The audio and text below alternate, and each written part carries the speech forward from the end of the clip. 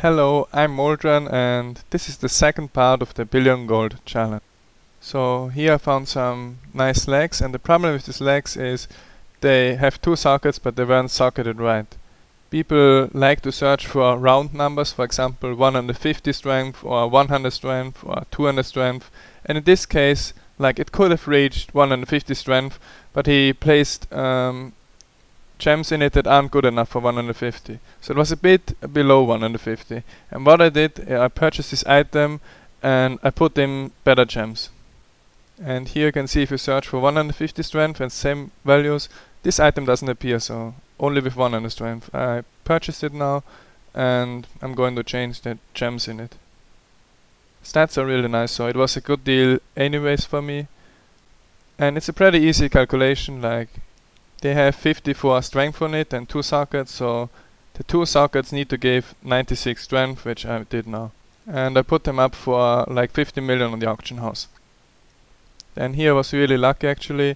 2 million buyout, like a really nice helm with high armor, resist all, 6% crit max, and the socket, so it was a really nice helm for 2 million. And the very best items are those with 1 day, 12 hours left. And another important strategy is to defend your own items that you put up on the auction house. For example, here I was trying to defend my legs. Like what you want to do is you look for similar items. Like sometimes people see your item and they have a similar one and like underbid your price, and then your item doesn't sell. So what you do here is now you look for similar items, and let's see if I find something here. I actually found an item with similar stats, like these pants. They don't have 150 strength, but high vitality instead, and all resist. So for 4 million, that was definitely like an underbidding of my price for 50 million. So I bought this item, and I'm gonna put it up again. Here I also sold some items already. No weapons sold yet, but they might happen later. Yeah, you need to have some capital for this to defend your items. Like I had 30 or 40 million left, so I was fine buying these pants. Like they had a nice price anyways. Like even if I wouldn't have defended my own pants, I would have bought them, because 4 million for pants like this is definitely underpriced. So yeah, I bought them and was looking for similar items. There's one for 60 million. That's overpriced. You can see it doesn't sell. I think I wanted to put it at like the same price as my item or a bit above. That's how you defend items, because the thing is, if you never defend your items, then anyone with a similar item can just go there and like look at your price and put it 1 million less, and then the next guy is doing that and the next guy is doing that, and eventually your item won't sell even though you put up the right price for it. So that's the defending strategy.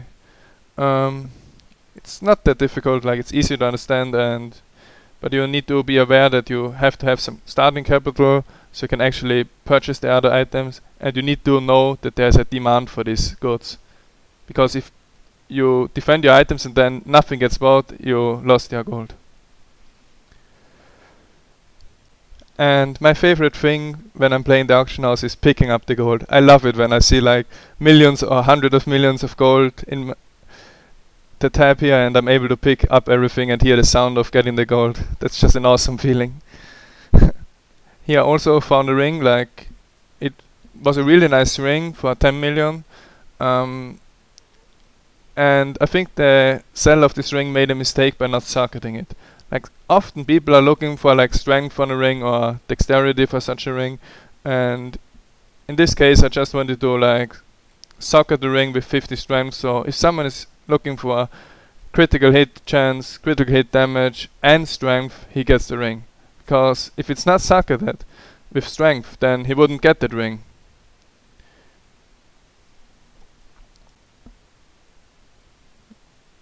And yeah, then I'm putting the ring up, looking for a similar one with life on hit, crit hit damage and crit hit chance.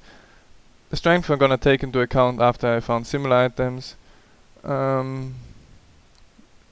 Those rings aren't really valued good, and there isn't many rings available. Like that's why I have to take care if you try to sell an item but you can't find similar ones. So I actually wasn't sure about the pricing there. I did a starting bid of 32 million and a buyout for 39 million. And actually, this was the item that I sold for like the starting price. Like, it didn't sell for the buyout price, but it sold for the starting price like one day, 12 hours after. Which was pretty weird because it was only a 7 million difference, but things happen. And yeah, I was lucky with selling my weapons, like the strategy with putting up my own weapons worked. All the weapons were sold, but after I picked up the gold here, I faced some problem. And I'll tell you guys about it now. So I took a short 1 hour power nap, and when I came back and wanted to continue with the billion gold challenge, this happened. I was logging on my account and it was telling me, this account has been suspended due to violations of Battle.net service policies. Please check the account's registered email address for more information. At that point, like, I was shocked. I was completely worried, like, first I didn't know, like, what did I do wrong? I didn't do anything wrong. Secondly, I was worried that I can't make the challenge because of that, because I would lose time. And the third thing was, I was really depressed and frustrated and didn't know what to do. So again, the ice cream had to help. Ate a lot of ice cream. Then I was talking to some friend and he actually cheered me up a bit and recommended me to phone Blizzard. So that's what I did. I was trying to call Blizzard, and there are some problems if you wanna call Blizzard, right? If you ever did that, you know, I had to call 50 times so I finally get in the line, in the queue time. And then after I got finally in the queue time, guess what? I had to wait like 50 minutes until finally a person was able to respond to me and take my request. So I was talking to this person and he didn't really have any clue about auction house and what I did and why I got banned. So he actually forwarded me to the second level support.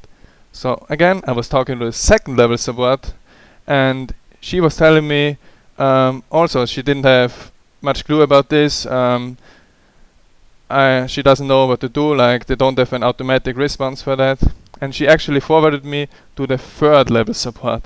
And the third level support guy, he was actually really good. Like he had a clue about the game, he knew a lot of stuff, and I was asking him why my account got flagged. And he told me that Blizzard actually got automatic programs and algorithms that like monitor auction house activity that could be done from bots. And he said that my problem was like I was getting or trading with such big amounts of gold that they thought that I'm a gold seller or something. And there was like some light that lighted up and showed that this account like did something wrong automatically. And I told him like, but I'm not about, like, I didn't do anything wrong. You can check all my auctions, like check my auction tab and control it. And then we agreed that he's gonna check it. He said, if I didn't do anything wrong, I don't have to be worried, and it will take him about 30 minutes.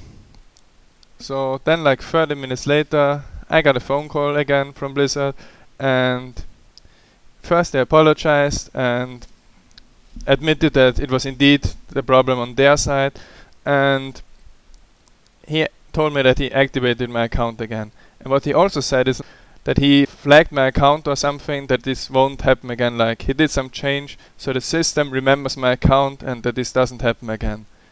So let's check the message I got. I'll translate it for you guys. It's in German. Hello Phil, thank you for your call. As we agreed on, we activate your Diablo 3 account again. We thank for understanding and wish you a nice start in the weekend. Well, that was it. Thank you Blizzard for dealing with this and activating my account in like just 2 hours or 3 hours after I called.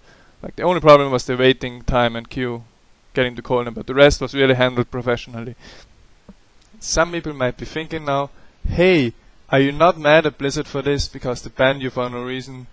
And actually I'm not. For me personally, up to the point where I got banned, I was thinking that Blizzard doesn't care about botters, or people exploiting the auction house, or botting gold, and that they don't do anything about it.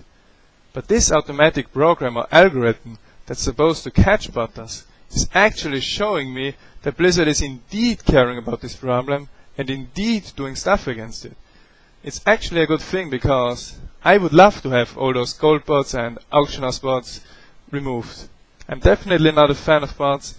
I'm not even using a bot on my stream, even though that's something different, and yeah, I'm not mad at Blizzard for this, and I thank them for handling my case professionally. Then let's go back to the auction house. Here I was able to find this weapon. I was sniping it for 50 or 60 million, and the thing about this weapon was it had a socket with 45% crit damage. Now this socket is like way too cheap for a 50 or 100 million item. Like, you wanna place a decent socket in it, so it pops up if people look for example 150% crit. And this guy only put a 45% crit hit gem in his weapon that's probably worth like around 100 million. So that's a big mistake. What I'm doing is like, I'm buying a proper gem for this item, because I know that people are gonna search for 150, 160% critical hit damage increased, and this item will pop up then. So yeah, but purchase it for 50 million. So let's look now. For example, if I look for 150% crit hit damage, I see some items, and like my weapon that I just purchased would be up here in the top 3, but it wasn't before, because he only put a 45% crit hit gem in it. Like, otherwise it would be up here and many more people would be interested in it. But yeah, so I'm gonna resocket it and then put it up on the auctions again. Like, it had 97% base crit hit damage, but with a 45% crit hit damage gem, it's not even at 150%, even with those almost perfect base crit hit damage. So yeah, I'm giving it a proper gem, and here you can see me put it up. I think I put it up for around 100 million, and it also sold later. And here I'm just picking up some gold. It has been going pretty good for me so far. 700 million already. I was down to like 30 million at the start, but all my weapons sold.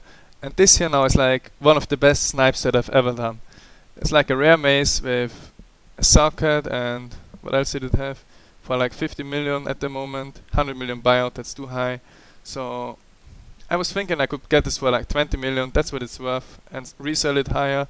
And if sniped now, sometimes there are other people sniping, so you have to do something that you outplay them or get it. So what I was doing here was like, I wasn't sniping for 20 million, but for 20 million and 1 gold. Because I thought there could be a person here that wants to get it for 20 million and snipes it like, just like I do, like a few seconds before it ends. And let's see what's gonna happen.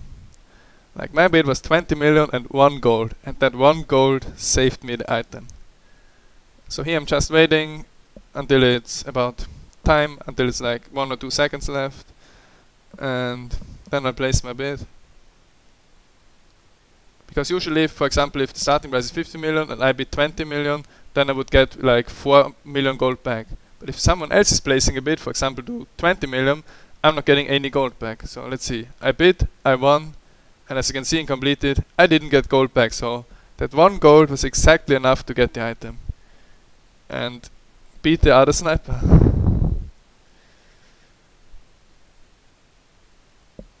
And yeah, and there was a mistake with this item as well. It wasn't socketed. Like, you wanna socket this with 70% crit hit or something, so it appears if people are watching for crit hit damage. Here you can see me put this mace up. I placed a gem in it and put it up for 29 million. That's like 5 million profit or something. And I don't want this video to be like a montage of everything going well, because even I do mistakes and I'm wrong sometimes.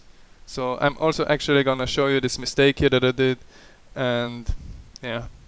Here's like a really nice one-hit mace. It ends in 2 minutes.